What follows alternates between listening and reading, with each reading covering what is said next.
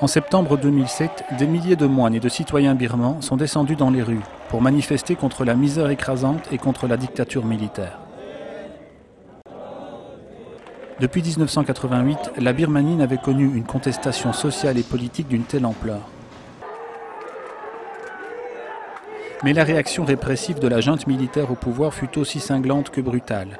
Au moins 110 personnes tuées, des milliers d'autres blessées par balles, tabassées à coups de bâton et de matraque, des arrestations massives.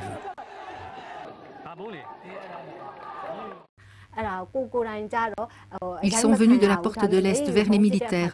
Les militaires ont stoppé les moines. Les moines ont dit « Nous voulons juste sortir pour une protestation pacifique. S'il vous plaît, laissez-nous y aller ». Mais l'armée a répondu avec violence. Ils ont ouvert le feu, lancé des gaz lacrymogènes et ont battu les manifestants. Moi-même, je n'ai pas été battue, mais j'avais plein de gaz lacrymogènes dans les yeux. J'ai vu les étudiants et les moines battus.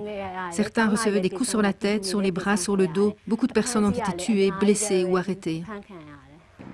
Fuyant la répression, des milliers de Birmans se sont réfugiés ces derniers mois de l'autre côté de la frontière thaïlandaise, comme ici à Mae Sot, où ils ont rejoint les réfugiés qui les avaient précédés, comme cette famille qui avait fui le travail forcé et les mauvais traitements. Quand je vivais au village, j'étais fermier.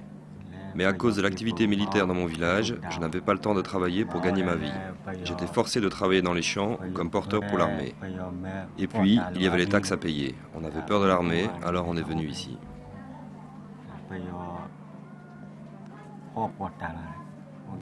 Les camps militaires étaient construits près de nos maisons. On était forcés de travailler tous les jours.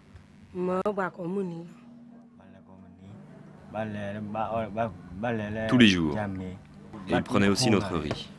On a dû construire les clôtures de barbelés et les baraquements, creuser les tranchées et les bunkers, couper les bambous.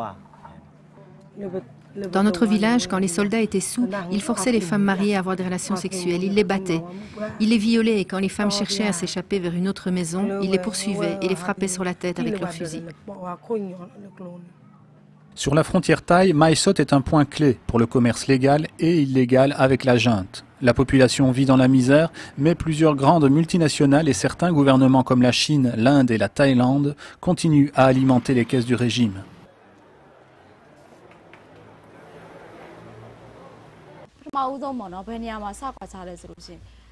Par exemple, quand un avion de touristes arrive à l'aéroport, seules les compagnies touristiques liées à la junte peuvent entrer dans le terminal pour rencontrer ces touristes. Ils ont beaucoup plus d'avantages.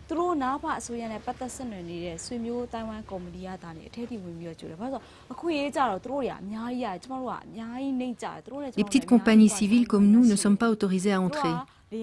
C'est de cette façon qu'ils prennent la part du lion et qu'ils nous laissent seulement les miettes.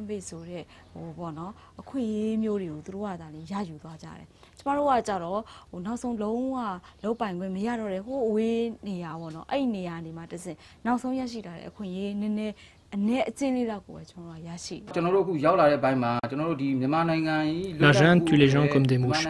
Je voudrais demander au monde entier d'utiliser les sanctions économiques et tous les moyens possibles jusqu'à ce que les droits humains soient restaurés en Birmanie. Relayant l'appel de la Fédération indépendante des syndicats de Birmanie, la CSI appelle les entreprises à désinvestir de Birmanie. La CSI appelle aussi la communauté internationale à prendre des sanctions économiques et financières ciblées et plus sévères, notamment sur le pétrole et le gaz, pour faire plier le régime, comme le réclame le mouvement pour la démocratie birman.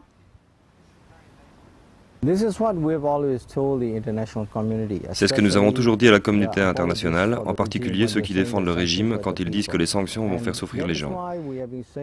Ce n'est pas notre décision, ce sont les gens dans le pays qui demandent que des sanctions soient imposées au régime, surtout les industries, les entreprises, qui génèrent de l'argent qui profite directement au régime et à ses hommes de main.